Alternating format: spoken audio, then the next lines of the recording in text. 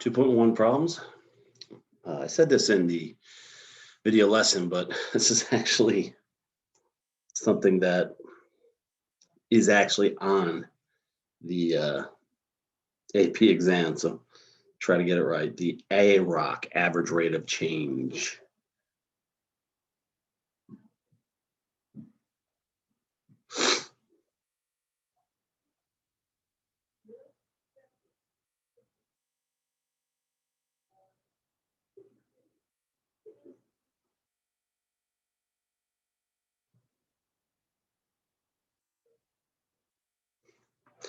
And don't forget your units.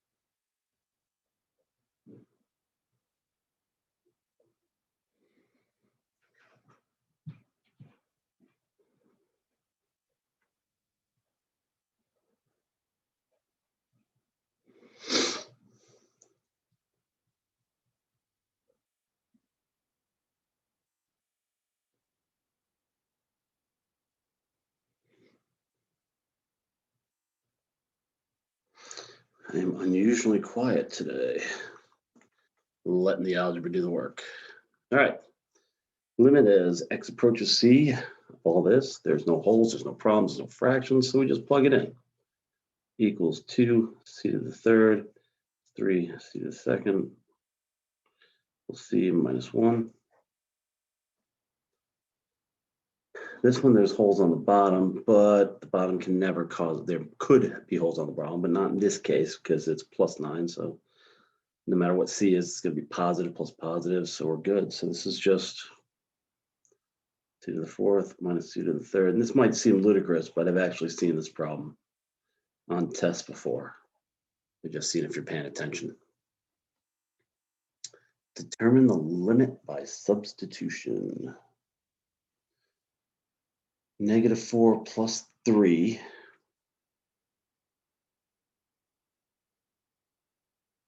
to the 1,998. Where we got that number from, I'll never know. Which is -1 to a positive, which is 1. That's it. Done. Wish I could say it was, crazier than that. We are supposed to graph this. This has a weird little graph. And it hits 1 over here at -4.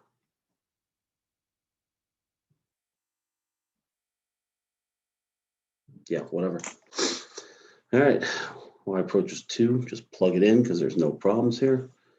Equals 2 squared plus 5 times 2 plus 6 over 4 equals 20 over 4, which is 5.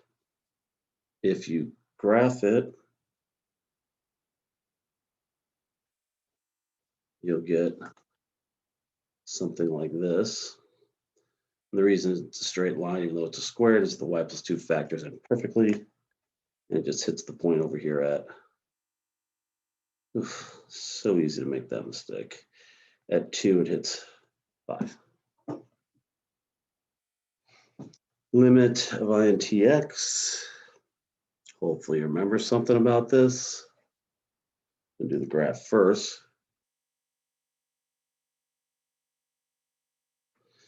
As x goes to 1/2, we get 0. And square root of x plus 3 is that as x approaches 2, it hits square root of 5. Yes, I know I'm not doing my typical color scheme. I do apologize. This gets a little ugly. This is why we have calculators. And in a perfect world, I would do this on a calculator and then just take a picture and move on with my life. We got these tables. Okay, create a table, which they set up for you. You plug in negative 0.1, you get negative 1.1, negative 1.01, negative 1.001. That's from the left. From the right, negative 0.9, negative 0.99, negative 0.999. So it would appear that the limit as x approaches, getting closer and closer to 0 here, of f of x, I can't write f of x because it's f of x up there too. X squared minus x over x equals negative 1, which we could factor an x out of here and see how it works. Well, let's do that actually. X times x minus 1 over x. 0 minus 1 is negative 1. So over here, we want to do it again. Really, I couldn't have copied and pasted this. Make my life a lot easier. Lazy teaching.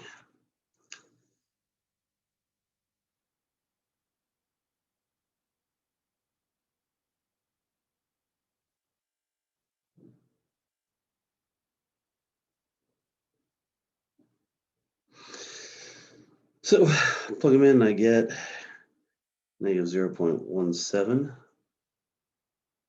which is very weird, negative 0.98,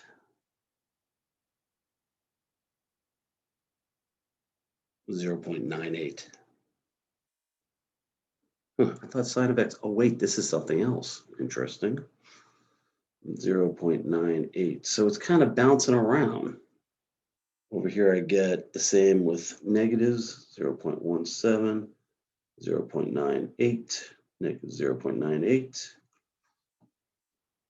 no clear limit.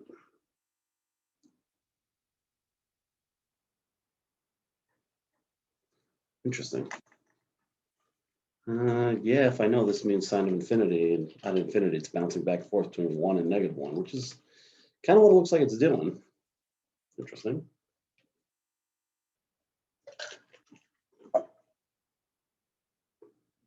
Supposed to do this again? Kind of evil monster designed this problem.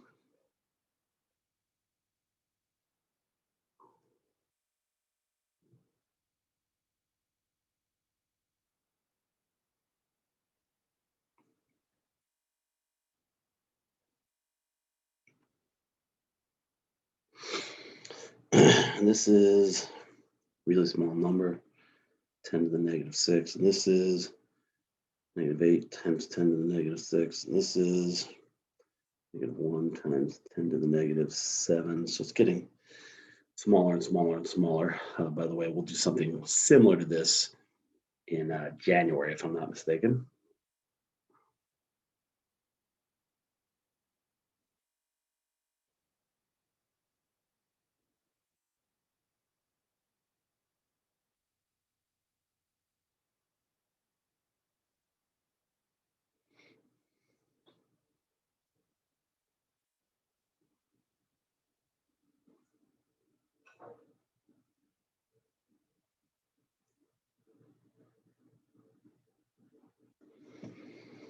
So it would appear that it's getting freakishly small. The limit is x approaches 0 of x sine of x ln of absolute value of x is 0. Which makes no sense. That's going to 0. That's going between 1 and negative 1. No, it's going to 0. 0 times 0, right. ln of 0 doesn't exist. It's going to negative infinity. Yeah, we're going to work that out another time. reason why you cannot use substitution in terms of the limit. So that's what we've been doing so far, just subbing things in nice and easy. Well, this is undefined.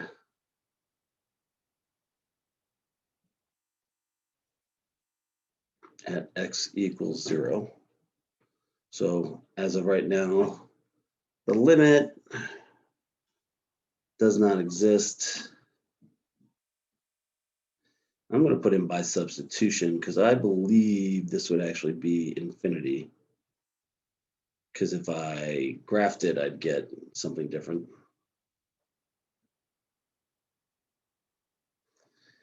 And over here, can't sub in 0. Yeah, so no, actually, I don't like that. If we graph it, 1 over x squared does this. We would say limit as x approaches 0 of 1 over x squared equals infinity, which is bad math, but we're stuck with it. Over here, same deal, undefined.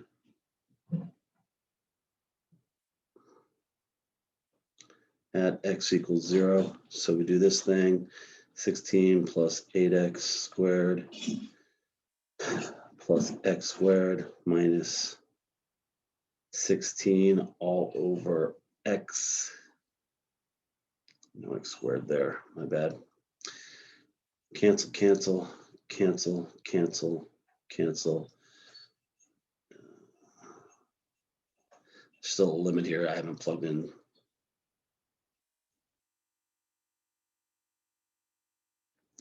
Sorry for the sloppiness. Now we can plug in 0 equals 8 plus 0 equals 8.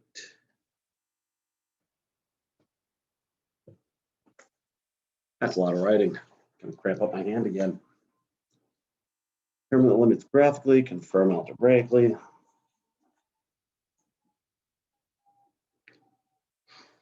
Can't plug in 2. There's a hole in the graph there. If I were to graph it, it would look like this.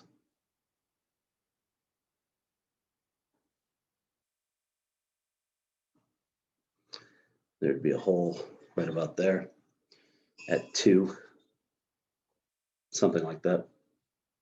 So let's try it again. Limit as t approaches 2. 2 minus 2. T minus 1. T minus 2. T plus 2. And we get 2 minus 1 over 2 plus 2 equals 1/4. It's like graphing this one. We get this and something like this. And now we're at 0. There's a hole here. So I'm going to cheat, look at my notes, but let's see how smart I am. When in doubt, make a common denominator. 2 over 2 times 1 over 2 plus x minus 2 plus x over 2 plus x times 1 over 2 all over x. 2 minus 2 minus x over 2 times 2 plus x over x. 2 minus 2 is going to cancel. X is going to cancel. We're left with -1 equals -1 over 2 times 2 plus 0, -1/4. That's pretty slick math, if I do say so myself. All right, let's keep moving. Graph this one, and we get something like this. We'll find out where that hits. So this equals a limit as x approaches 0 of if my pre-calc training, whoops, reminds me of something like that. And I know that equals, I'm going to write it in for one more step, sine of x over x, 2 times cosine of x, which is 1. We know that one. 2 times cosine of 0, 2. Very slick. And this one graphs something like that and that, hole here, and also a hole here now that I think about it. So equals limit as x approaches 0, sine of x. Let's factor an x out of the bottom. 1 over left with 2x minus 1 equals 1 times 1 over 2 times 0 minus 1, which is negative 1. Some days math is just so good to us. Geez, this one's straight out of chapter 9. It's crazy. As x approaches 0, I believe I can go backwards on this one. Well, let me graph it first. We got up here, we have a hole, something like that, a little bit off on that side.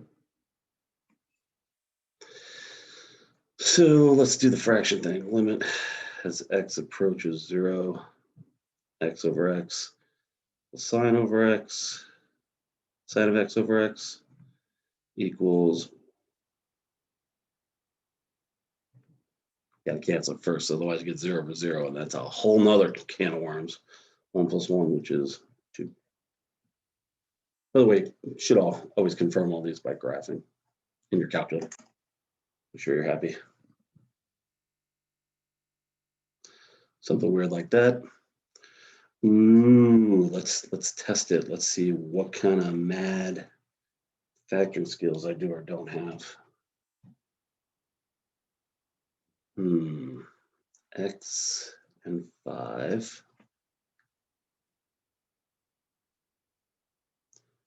X squared 25, if I'm not mistaken. I think it goes 5x in the middle. It does.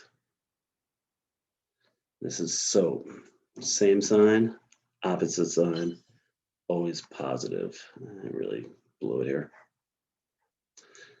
Limit x approaches 5. Same sign, opposite sign, always positive. That's SOAP. Same, opposite, always positive. Cool. All over. Aha, had a bug flying around while I was doing this. Not anymore.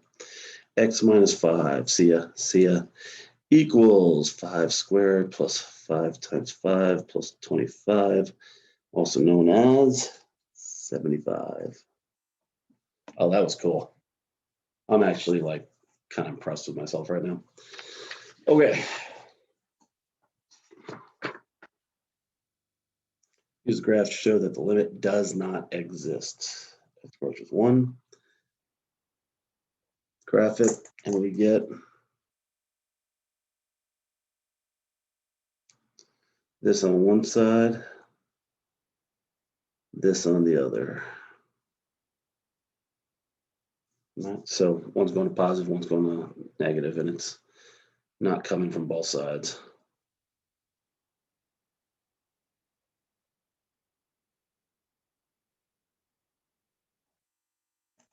Approaches 2.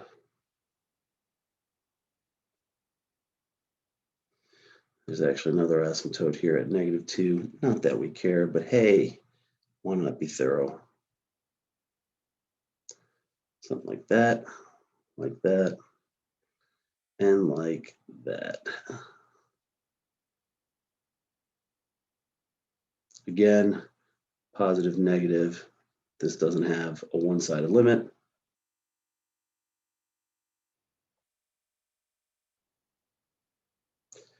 Determine the limit. X approaches 0 from the positive side.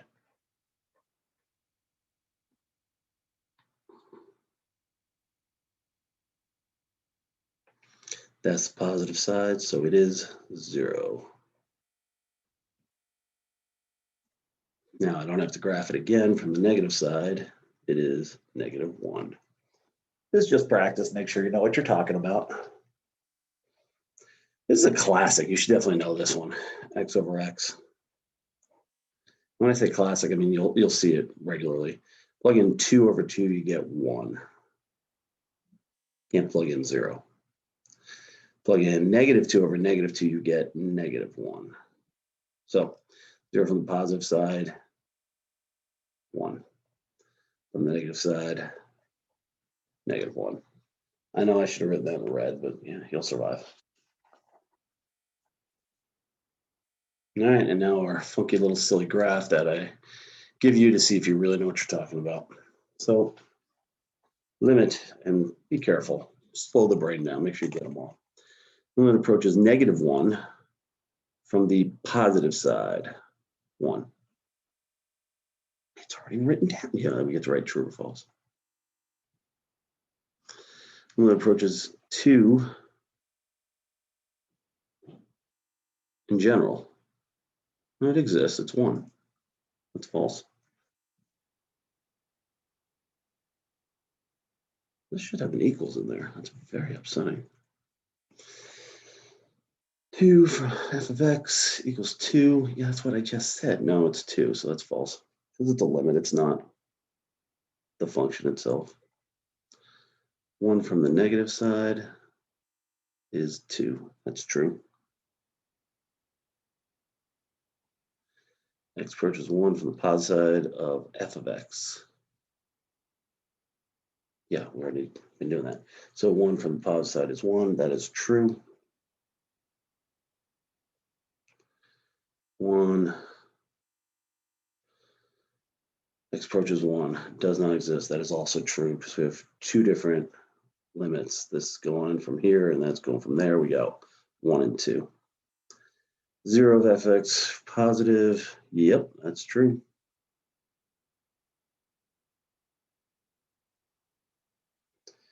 Limit as x approaches c in -1 to 1.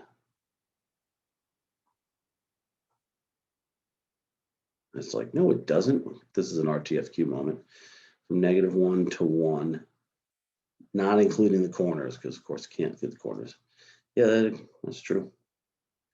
There's no jumps like this in there, so you're fine. 1 to 3. Yeah, that's also true. A lot of people say that's false because of the point discontinuity. Doesn't matter, it's only a jump discontinuity. And you can skip these if you want. Yeah, we're gonna just skip them.